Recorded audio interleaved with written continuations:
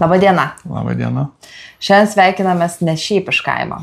Šiandien su jumis sveikinamės iš šventovės ir kalbėsime tokią mums labai aktualią, mums labai asmeniškai liečiančią temą, bet ir tuo pačiu labai universalia tema.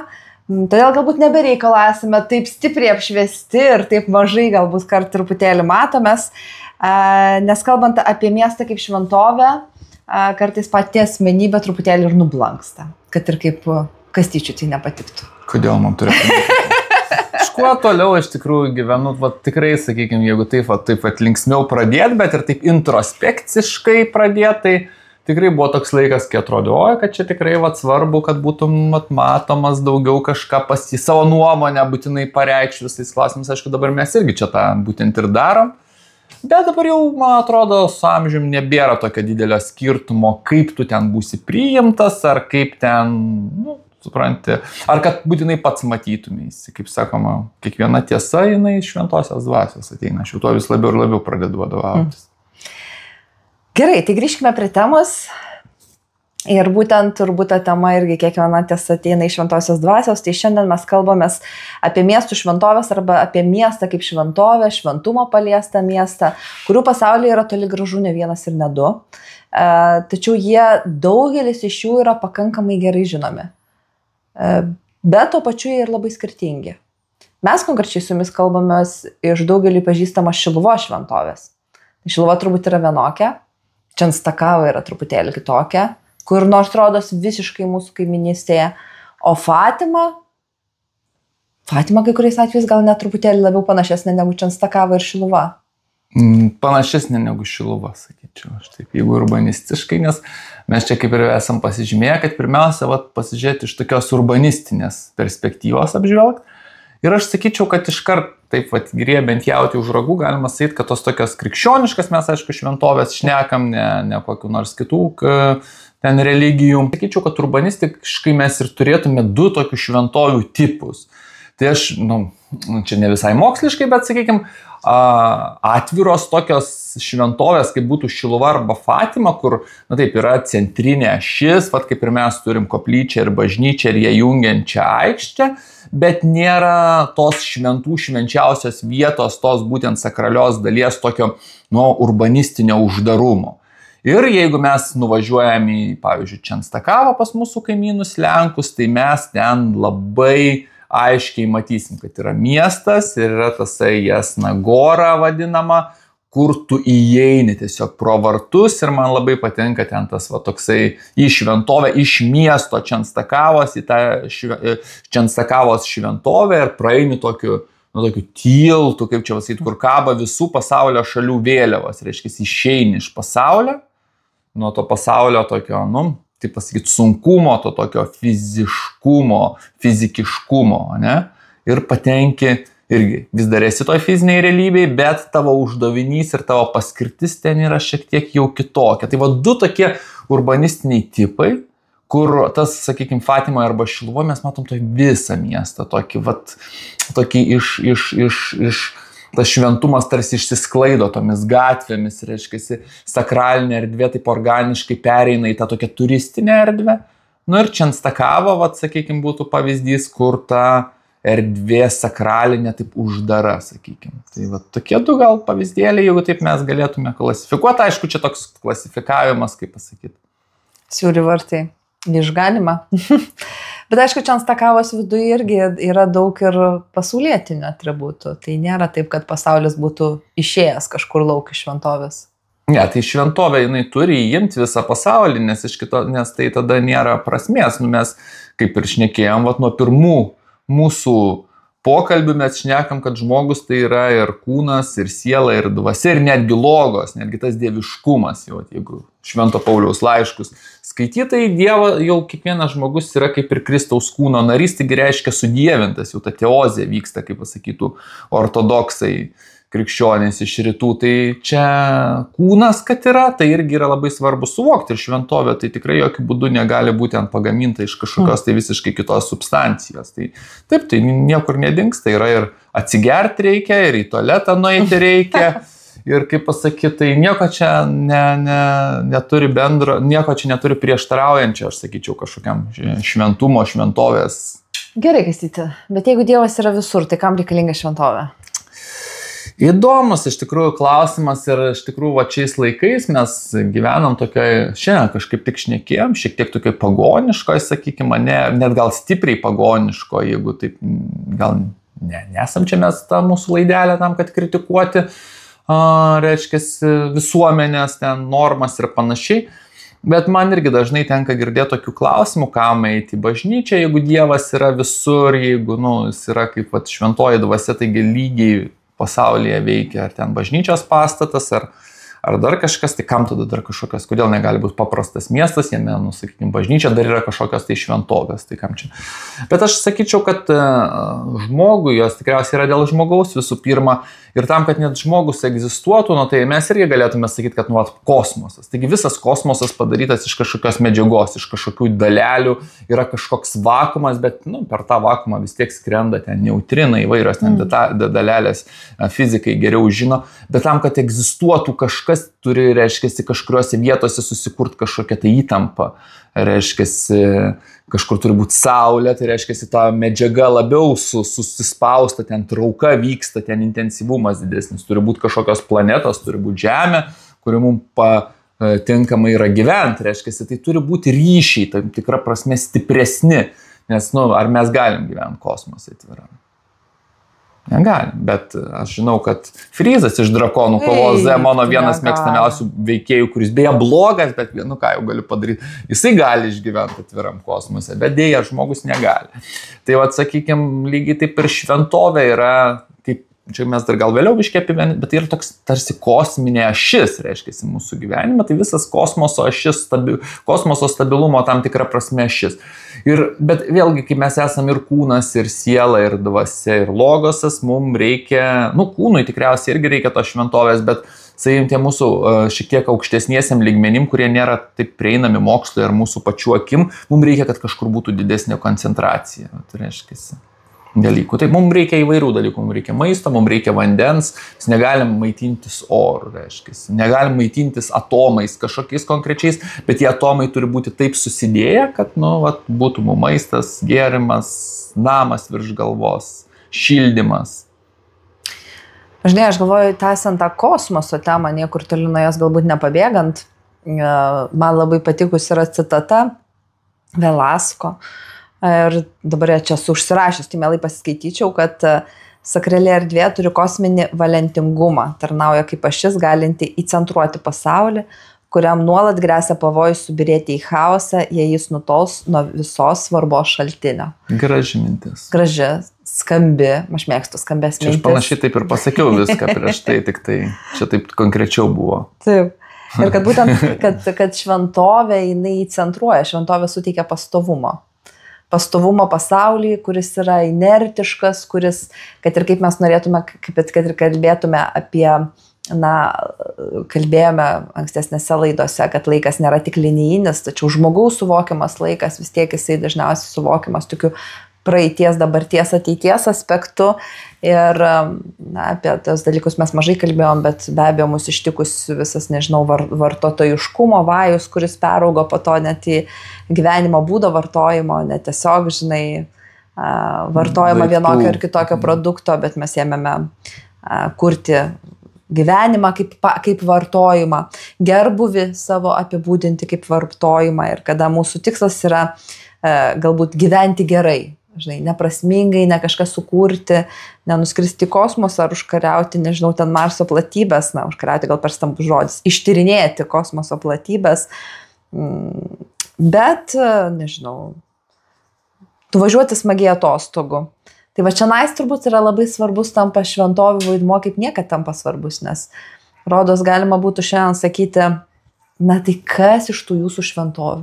Visos jos yra įvykusios, kažkada, Šiluva, 17 amžiaus pradžia. Priežastis, kodėl čia yra šventovė. Taip, priežastis šventovė jinai yra dabar, bet priežastis, kodėl čia yra šventovė, vienaip ar kitaip paliesta šventumo, jinai yra tarsi įvykusi kažkada, kada gyveno kitokie žmonės, buvo kiti laikai, viskas buvo kitaip.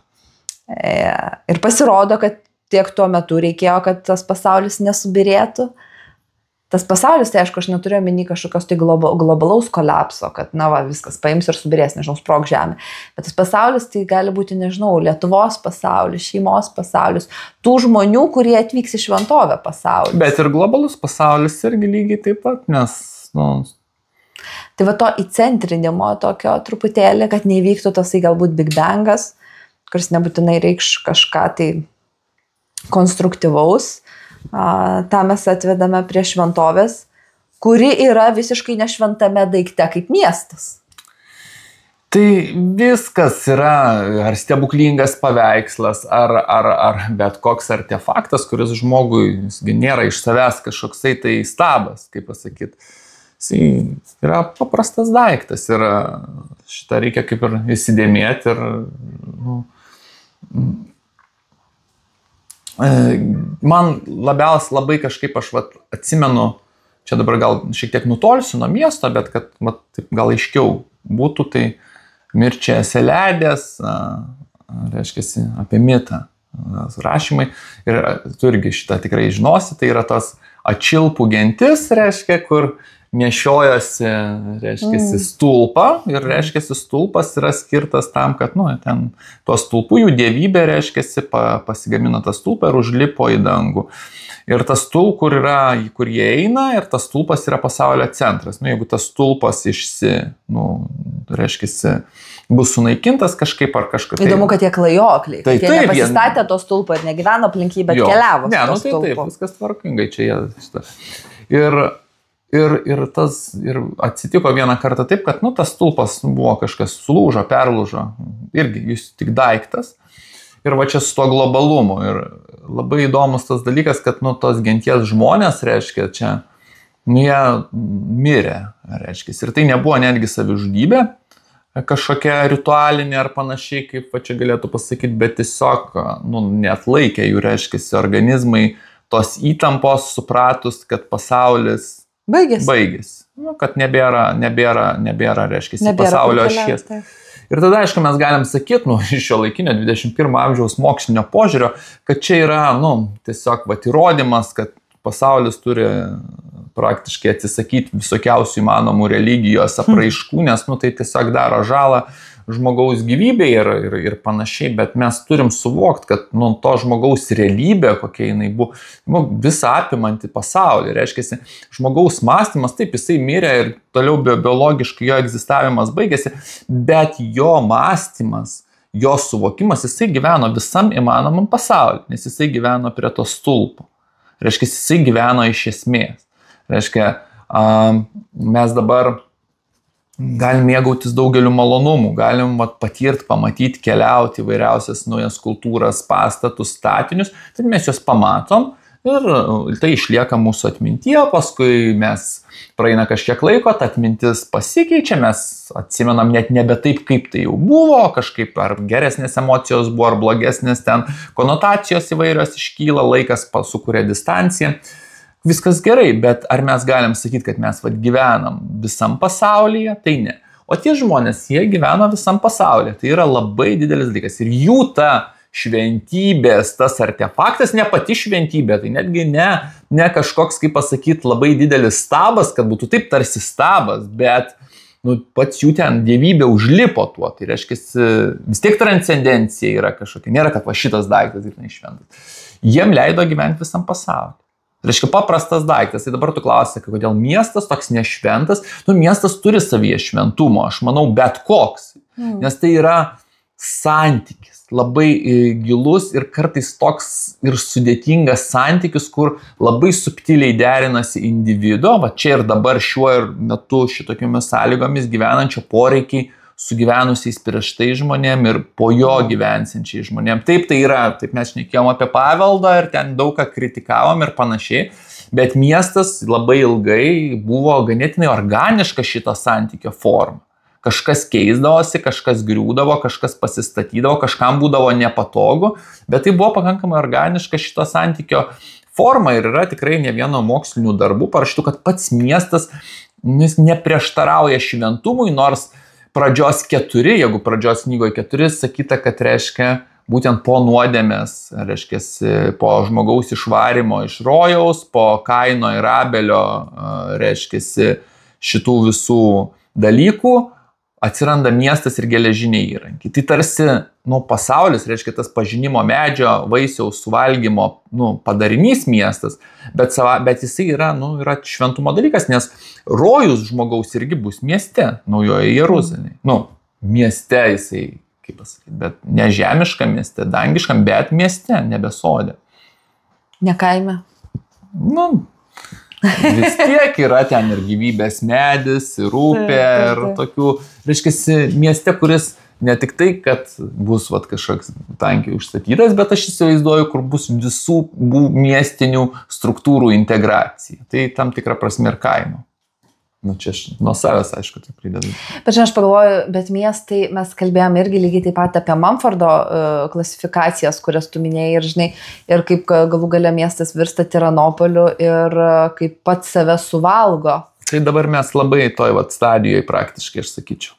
Nes ne visi miestai, atsiprašau, kad pertraukiu, ne visi miestai, bet miestas kaip fenomenas, nes yra labai patogių ir gerų miestų. Bet aš manau, kad net ir jie savotiškai eina link.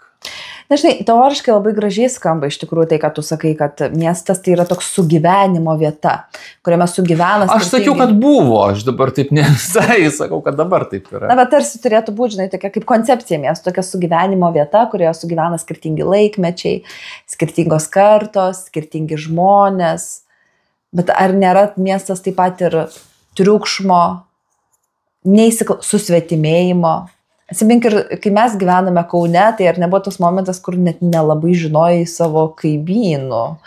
Turiu omeny, kad, gerai, gal čia mes jau toksai kardinalus atvejis, bet iš esmės tas toksai ir susvetimėjimas, ir triukšmas visom prasmėm, kada miestas išdidėja ir tampa tas triukšmas to nuolatinio judėjimo, tiek nuo mašinų ūžesio, tiek galbūt ne taip puikiai sugyvenamų kaimynų, kurie sugalvos, kad nori paklausyti muzikos.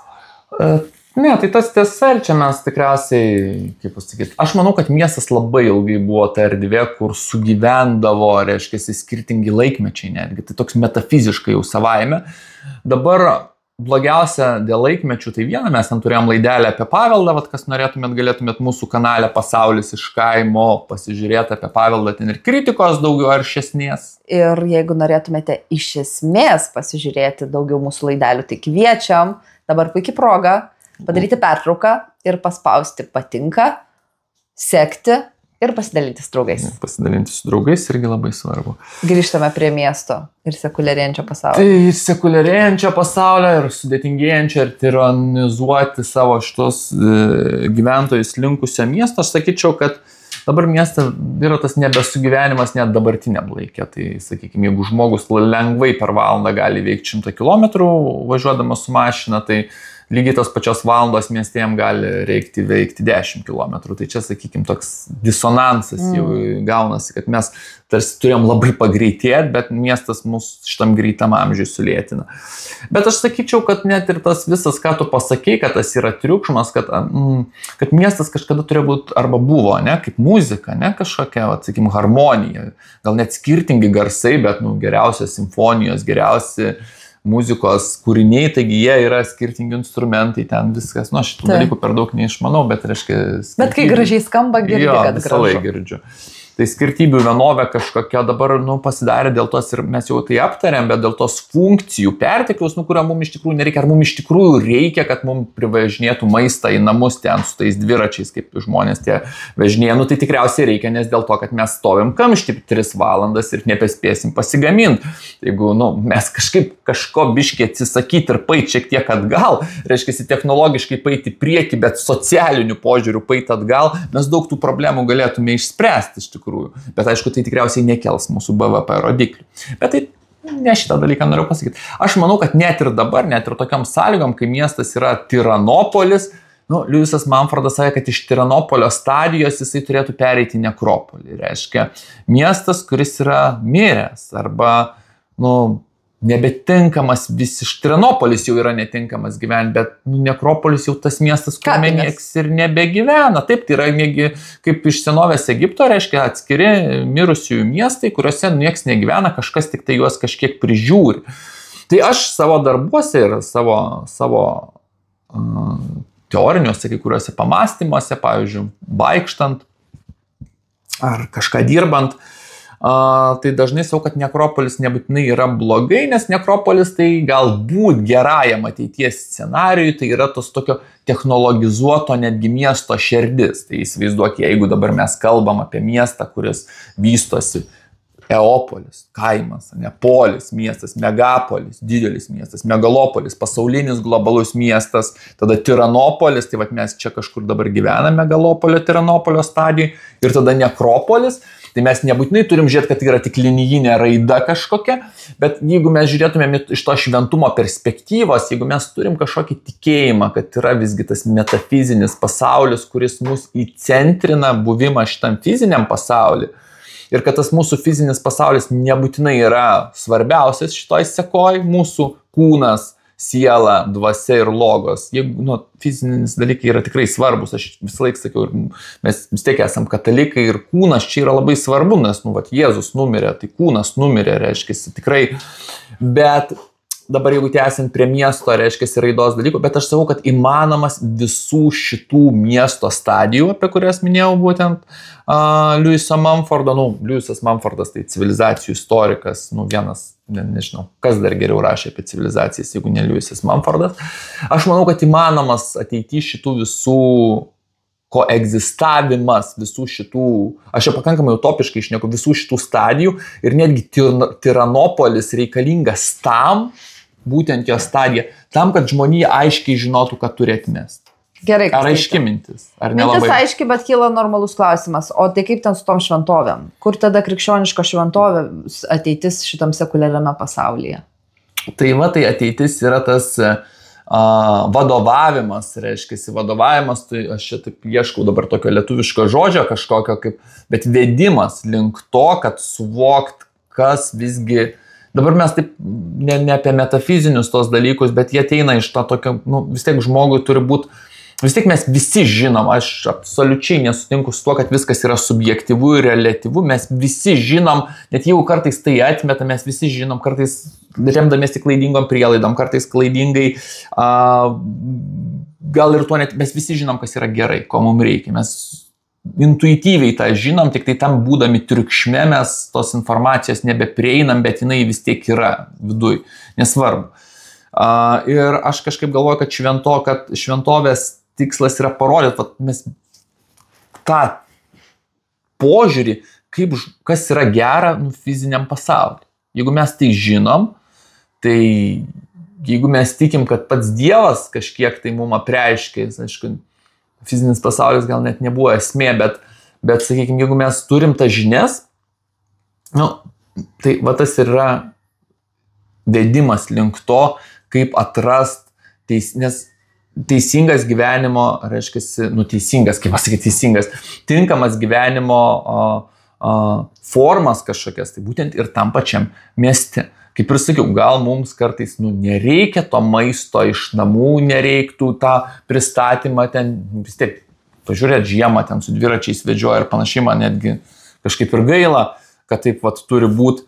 Ir iš kitos pusės, tas. Aš manau, kad mes grįžtame prie to paties iš tikrųjų, apie ką jau kalbėjome, to kosmoso principų, kad kokia bus vieta krikščioniško šventovės tam sekuliariame pasaulyje. Tai tokia, kokia yra ir dabar. Tai yra įcentrinimas.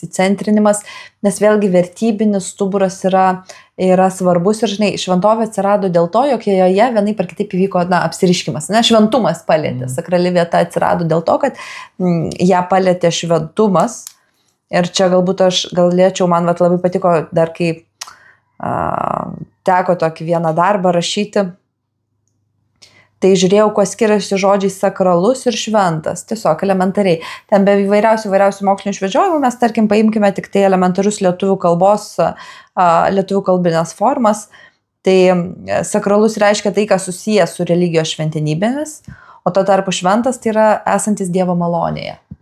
Tai tas sakralus ir šventas, tai yra šventa vieta, esanti Dievo malonėje, paliesta Dievo malonės vieta, jinai turbūt labai stipriai įcentruoja ir tokį leidžia pajusti pagrindą po kojomis.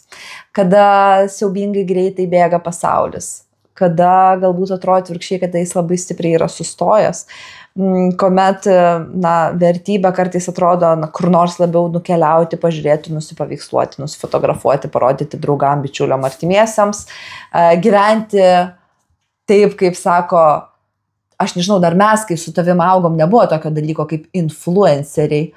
Tai, nebent tu buvai influencerė jau. Aš tai kiemo influencerė, gal ir buvau.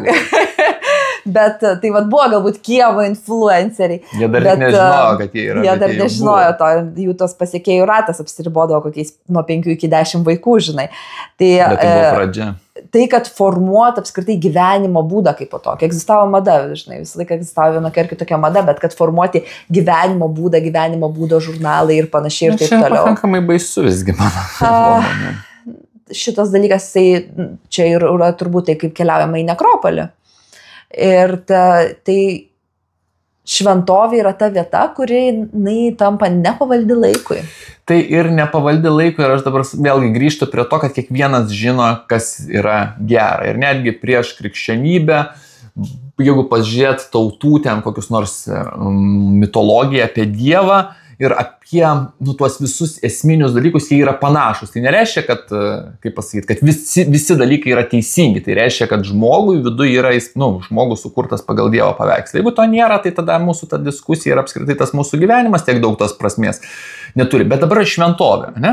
Tai šventovė, aš sakyčiau, yra taip, kad mes kiekvienas turim vertybės, bet kadangi mes, kaip tu labai tiksliai pasakai, mes turim tuos dalykus, kurie formuoja mūsų gyvenimo būdą, tie influenceriai. Ta prasme, kad mes perkam jau nebe daiktą, o gyvenimo būdą, nes sako, tu neperki mašinos, tu perki, ką tau ta mašina dar stavė, jeigu tu perki ten Tesla, tai kodėl tu perki Apple, ne todėl, kad tau trūksta telefono, bet todėl, kad tau trūksta Apple. Tai Apple, jo, ten ir panašus dalykai. Ir supranti, šitam visam dalykė, nepaisant to, kad mes žinom, kas yra gera ir teisinga, baisiai greitai besikeičiančiam pasaulį tos kaip pasakyti, vertybės, jeigu taip galima pavadinti, tradicijos, jos pasidaro tokios takios ir nepastovios ir tai mums visgi nėra gerai. Ir dabar, sakykime, pavyzdžiui, sako, kad mūsų Lietuvos Respublikos konstitucija ten sako, kad yra taip ir taip kažkokiu klausimu, kad klausimų X yra A variantas, reiškiasi kažkoks. Bet ta konstitucija, jinai buvo, seniai, reiškiasi, po to, kai aš gimiau, 4 metų, aš kaip suprantu, 3 metų praėjo. Ir seniai.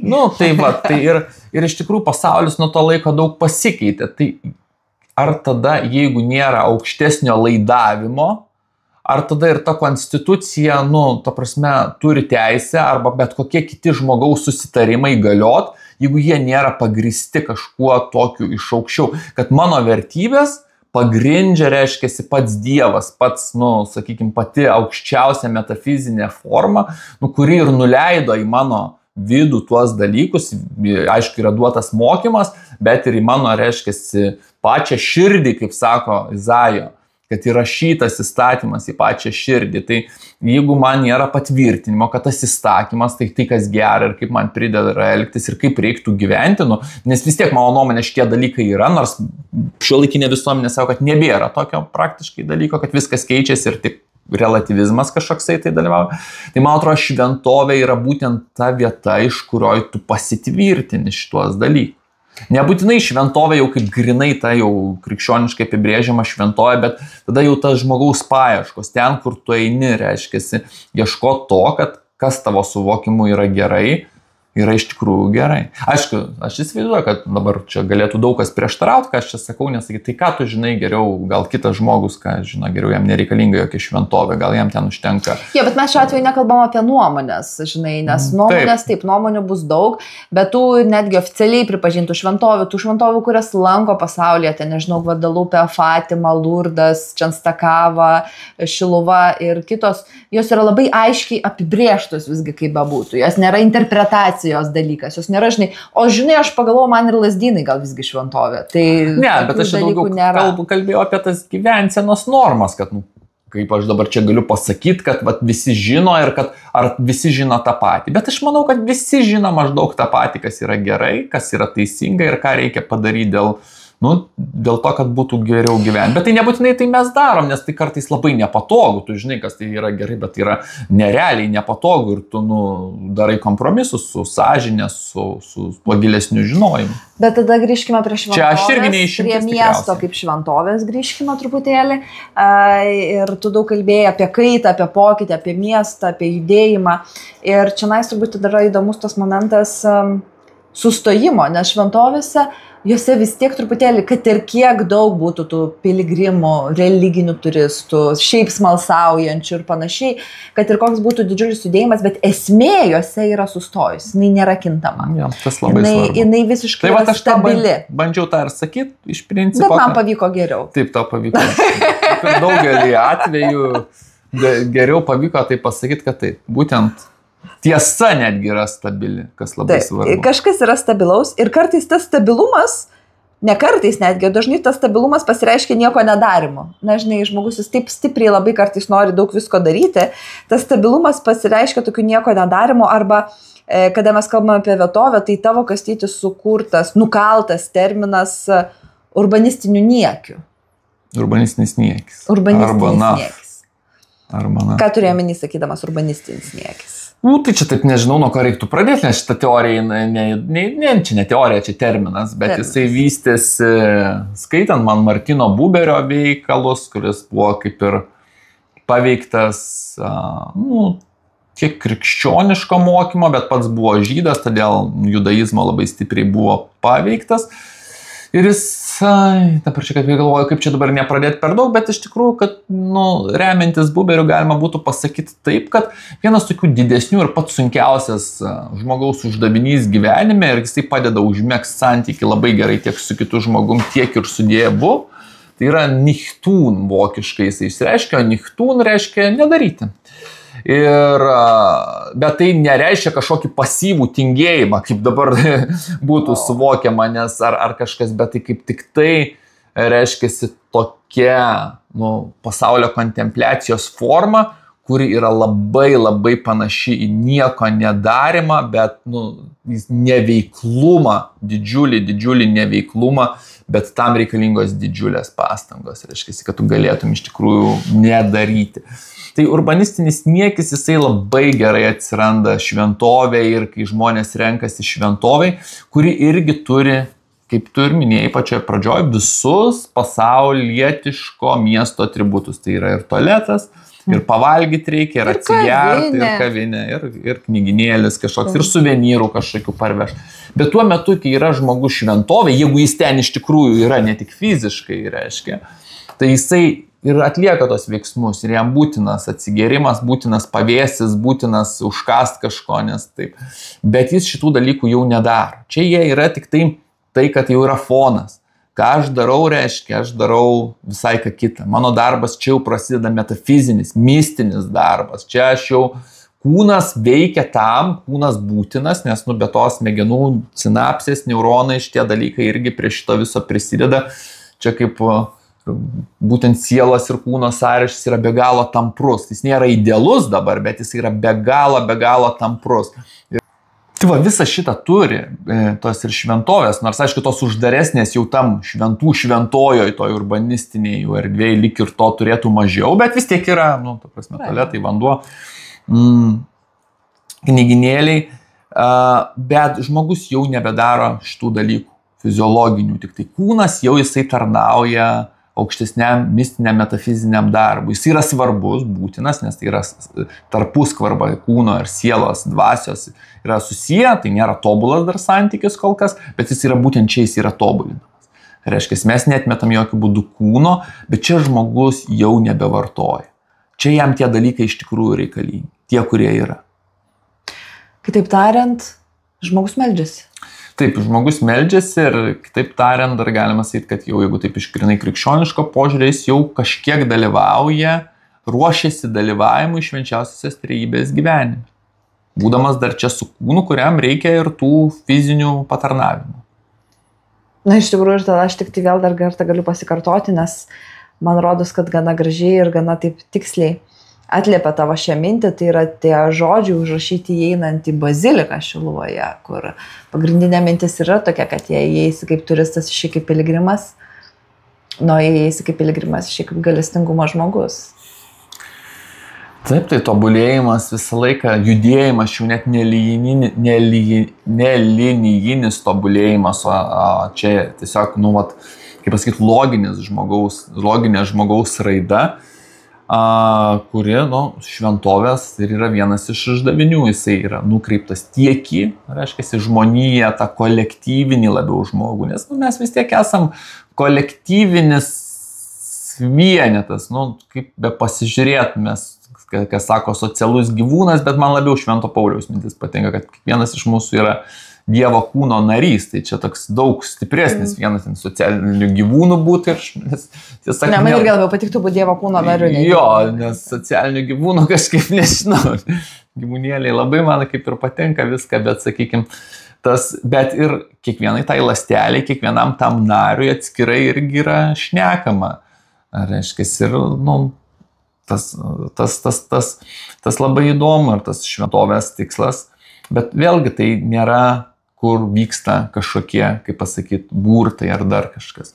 Šventovė irgi kažkas, mes irgi šnekam, pavyzdžiui, Šiluvos, Dievo motinos apsireiškimas, jisai buvo, nutiko, momentas kažkoks, labai gal net neilgas istoriniam periode 1608 metais žinom ir ką, bet paskui to stebuklo paveikti žmonės tęsė tą darbą. Nereiškia, kad ta malonė, kad jinai pasitraukia, ar kad jinai nebeprižiūri, ar panašiai, bet žmogus yra toks aktyvus, duota žmogui išmintis, reiškia, ir dėl tos priežasties jisai pats renkasi, ar šventovė gali jam veikti. Čia yra labai svarbus, kad tas neužtenka tikriausiai tik tai pasyviai prabūt. Aišku, apskritai ir gyvenime tai tikriausiai neužtenka, bet šventovė irgi reikia kažkokio gal net pasiruošimo. Atsimeni, kaip skaitėm, kaip tarpukariu keliaudavo į Šiluvą ir ten žmogus, net ne kunigas, man atrodo, bet jisai kaip prašė, ką reikia padaryti, norint įeiti į šventovę, ir ten buvo labai gražiai, kad jis tikriausiai nuo kitų vienų pusės eidavo ir pradėdavo matytis Šiluvos koplyčios bokštas, tai turi persižegnuoti, netgi atsiklaupti. Tada jau įeini į šventovę, tai tu turi ruoštis, kol ten tik tai antrą dieną jau užeini į koplyčią, reiškia. Tai čia tas toks, kiek tom prasmės pats duoda. Tai nereiškia, kad tu apsprendi, kiek yra prasmės, bet šiuo atveju, kiek prasmės nori gauti, kiek tam suteiki, tiek tu gausi atgal. Jo, nes kitu atveju tai nėra taip, kad jeigu aš atvažiuosiu būdamas skeptiku, ta prasme tai galimas ir toks dalykas, iš tikrųjų čia tokių įvairiausių dalykų, bet labai gražu, kai žmogus važiuoja į šventovę su kažkokia, nežinau, su ir pagarba, reiškia. Man atrodo, tada tai yra pagarba savo, iš tikrųjų. Aš galvoju, kad turbūt šventovė, taip truputėlį bandant apibendrinti, tai miestas kaip šventovė, jinai yra tarsi inkliuzas pasaulyje, kuris nepasiduoda laikmečio vėjam. Čia nėra, nes kaip pagalvoju, net ir kalbant apie tą pačią Šiluvos šventovę. 1608 metai, apsireiškimas, 17 amžiaus pradžia. Kas nutinka iki šiandienos?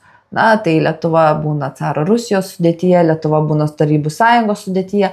Kitaip tariant, kiek kartų net ir tos pačios Lietuvos jau buvo nelikę. Bet Šiluva visada buvo.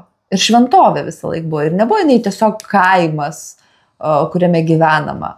Visą laiką stovėjo bazilika, tarpukariu pabaigta koplyčia nebuvo uždaryta ir sovietmečiu, ir freskos čia buvo tapomas. Turiu omeny, kad ta gyvybė, jinai egzistavo vėlgi irgi labai kūniškoje formoje, labai stipriose rezistencinėje formoje, tai yra pasipriešinimui tuometiniam, ten nežinau, tuometiniai priespaudai, bet jinai visą laiką išliko. Išliko su savo autentiškumu, unikalumu ir su ta pačia žinia. Žinai, kaip būna pritaikyti žinutę laikmečiai. Tai, kas tiko ten jūsų tėvam, nebetinka jum arba jūsų vaikam. Turime kalbėti šiuolaikinio žmogaus kalba. Ir daug įvairiausių klišių mes irgi girdime. Ir štai čia miestai kaip šventovės, jie tarsi atrodo nesivadovauja klišėmis. Nebando pritapti prie jokio laikmečio. Yra tokie, kokie yra aukščiau laiko. Taip, tai vat, tas ir yra epizodas. Tada jeigu tu apibendrinai taip šventovės, tai aš gal tiesiog dar apibendrinimą miesto vat, iš platesnės urbanistinės perspektyvos. Ir gal toks klausimas tau, tada aš čia aišku kvepėtų kokiu nors milenializmu, to tūkstantmetiškumu, kur yra tam tikros krikščioniškos denominacijos įvardina, kad turi ateiti 1000 metų maždaug klestėjimo, remiasi Apreiškimo Jonui knyga, kad reiškia, velnės bus blogis visiškai surakintas ir žemė visa bus tokia kaip šventovė, nerašo taip Apreiškimo knygai. Ir aš tarsi bandau toks būdamas mokslinis optimistas, nesmeniniam gyvenime. Ne.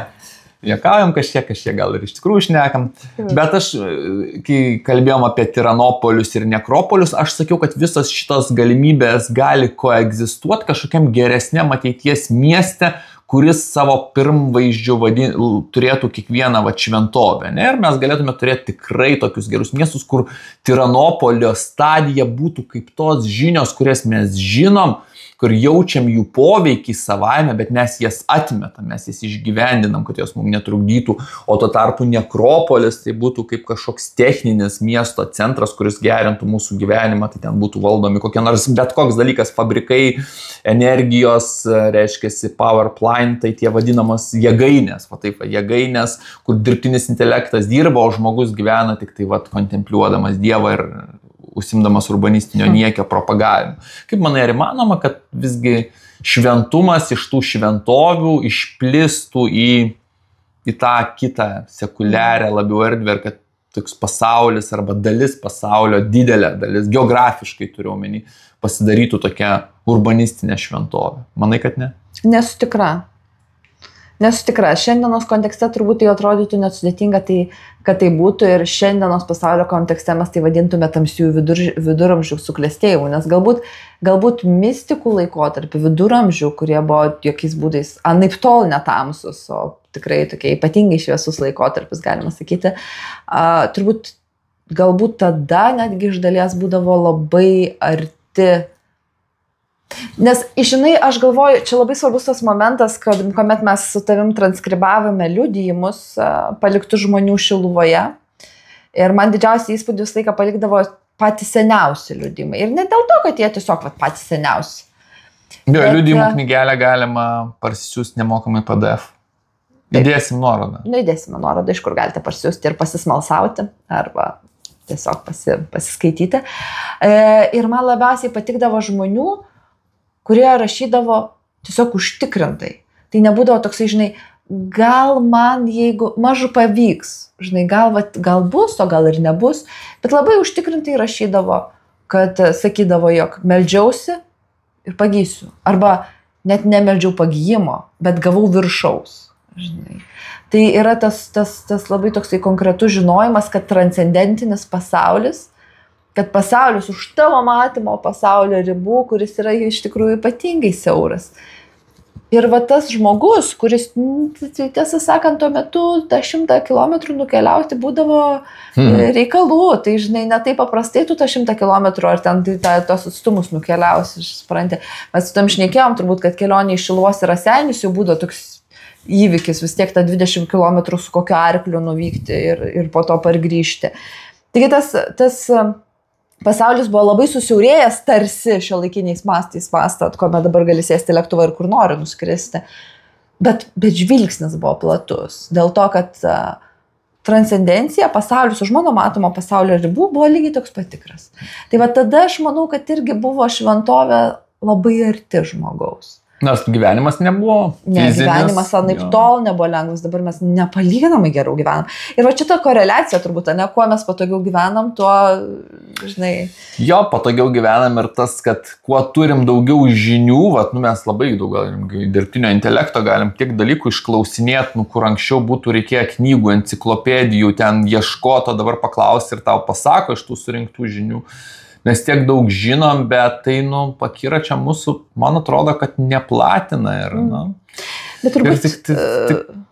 Tai gal kažkaip nereiktų baigti pesimistiškai tas tokias mūsų laidelės, aš galvoju. Bet aš ir galvoju, kad galima būtų pabaigti labai gražią mintim, kuri nėra nei ten kažkokia labai... Manau, kad jinai yra pakankamai optimistiška. Kad visą laiką, žinai, kad šventovės yra vilties meta. Vilties, jog bus išklausyta, bus pasveikta ir tai nėra toksai banalios vilties. Bet kaip mūsų vienas bendras pažįstamas sakė, kada nebėra kur griebtis, kada jau yra visai blogai, tada dažniausiai, tada prieš akis atsiranda šventovė. Ir turbūt tai nėra taip jau ir blogai. Jeigu dar kažkas yra prieš akis. Jeigu dar kažkas yra prieš akis. Iki susitikimų, prenumeruokite, spauskite patinka, dalinkitės ir kitose laidose pakalbėsime irgi galbūt ne apie tokius lengvus, bet apie įdomius dalykus. Pasaulis iš kaimo. Iki. Iki.